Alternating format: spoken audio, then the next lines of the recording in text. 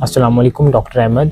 In this today video, I'm going to tell you about the Surah Safat from verse number 3 to 5. So I will going to share the summary of these ayats.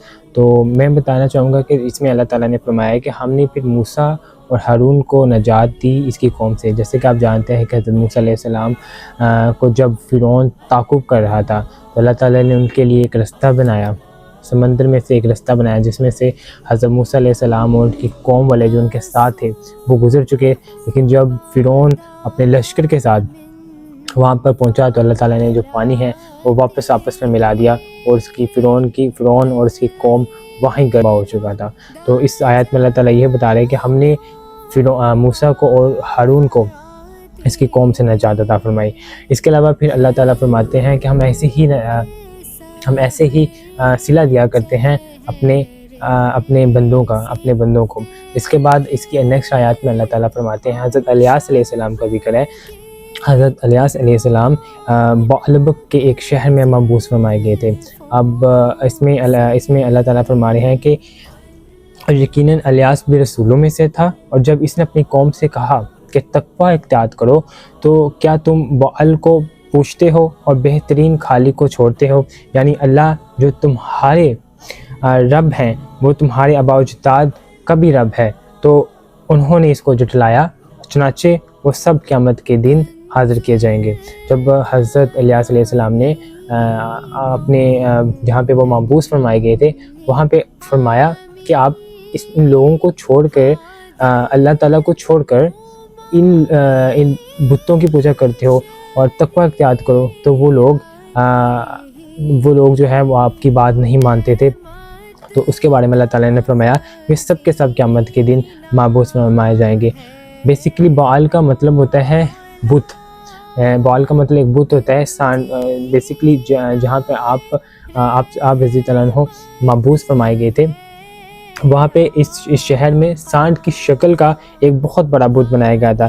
ٹھیک ہے، اس بت کے نام پہ اس شہر کا نام بعلبک رکھا گیا تھا. بعل جو ہے بے آئین لال جو ہے وہ ایک بت کا نام ہے اور شہر کا نام بعلبک رکھا گیا تھا. تو اس کے حوالے سے یہاں پہ میں نے آپ کو ایکسپلینیشن دی کہ اس کے حوالے سے انہوں نے اپنے بت کے نام پہ ہی اپنے شہر کا نام رکھا ہوا تھا. تو اللہ تعالیٰ نے فرمایا کہ ان کو قیامت کے دن جو ہے ان کا حساب کتاب لیا جائے گا. اس کے بعد حضرت یونس علیہ السلام کا ذکر کیا گیا ہے اسی آیات میں. جب حضرت یونس علیہ السلام اپنی قوم سے بیزار ہو کر نکل پڑے. دیکھیں اللہ تعالیٰ کا ایک معمول ہے کہ جب بھی کسی بھی نبی کو ہجرت کرنی ہوتی تھی وہ اللہ کے حکم سے ہوتی تھی. تو اللہ کے حکم کے بغیر آپ ہجرت نہیں کر سکتے کسی دوسری جگہ جب تک اللہ تعالیٰ کا حکم نہیں آ جاتا. ٹھیک ہے، جب تک اللہ حکم کرتے ہیں تو اللہ تعالیٰ کا اصول ہے کہ وہ حکم کرتے ہیں تو تب ہی آپ ہجرت کے لیے جا سکتے ہیں. لیکن جب حضرت یونس علیہ السلام اپنی قوم سے بیزار ہو کر نکل پڑے تو وہ ایک کشتی میں سوار ہو گئے جو آلریڈی ایک لوگوں سے بھری پڑی تھی. ٹھیک ہے، تو وہ لے کے چل پڑے. ٹھیک ہے، اب وہ کشتی جب سمندر کے درمیان میں پہنچی تو جو کشتی ہے وہ ڈولنے لگی. ٹھیک ہے، مطلب ایسے گرنے لگی کیونکہ جو وزن تھا وہ کشتی میں زیادہ ہو چکا تھا.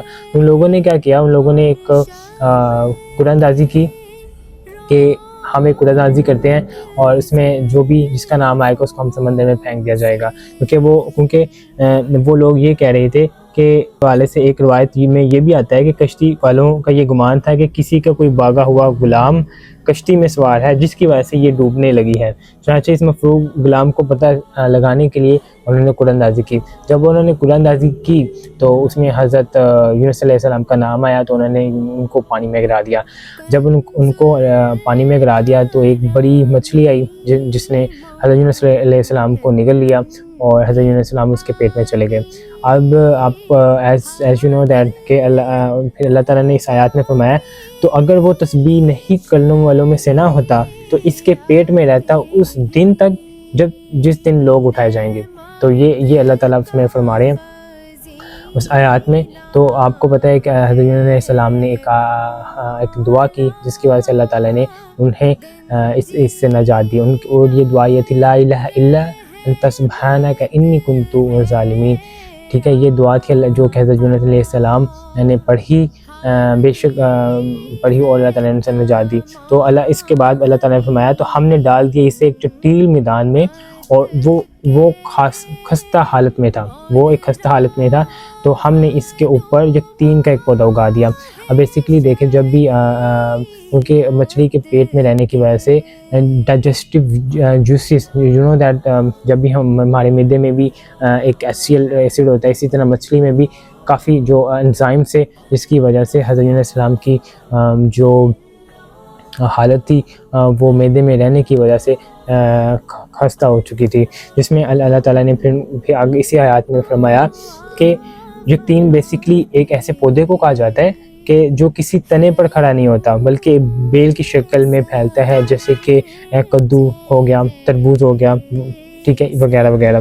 اللہ تعالیٰ نے اس بیل کی صورت میں حضرت یونس علیہ السلام کے لیے اینٹی سیپٹک ماحول، سایہ، غذائیت اور مٹھاس سے بھرپور پھل کی صورت میں تینوں بنیادی ضرورتیں پیش کر دی۔ بیسیکلی اللہ تعالیٰ کیونکہ ان کی حالت خراب ہو چکی تھی، تو اللہ تعالیٰ نے ان پہ یقطین کا ایک پودا اگا دیا، اینٹی سیپٹک جو ماحول تھا وہ برقرار رکھا۔ اس سے نیکسٹ آیات میں مشرکین مکہ جو ہیں وہ ان کے بارے میں بتایا جا رہا ہے کہ نعوذ باللہ انہوں نے فرشتوں کو اللہ تعالیٰ کی بیٹیاں قرار دیا، جبکہ یعنی یہ لوگ خود تو اپنے لیے بیسیکلی بیٹے پسند کرتے نہیں تھے، اور بیٹیوں کو ناپسند کرتے تھے۔